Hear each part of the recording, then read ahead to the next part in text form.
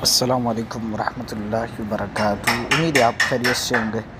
سب سے پہلے آپ درود پاک پڑھ لیں۔ آج جمعۃ المبارک کا دن ہے۔ جو شخص ایک مرتبہ درود پاک پڑھتا ہے تو اللہ عز و جل اس بندے پر 10 رحمتیں نازل فرماتا ہے۔ یہ ہمارا جامپور سے کراچی کا سفر ہے اور بلوچ بس سے نام سنتے ہی تو لگتا ہے کہ بس اتنی قابل سفر نہیں ہوگی، لیکن بہت خوبصورت انداز میں اس نے سفر کرایا ہمارا، اور اس کی جو ہے سروس بھی بڑی اچھی ہے، بس بھی اچھی تھی اور کافی اور بھی سہولیات تھی۔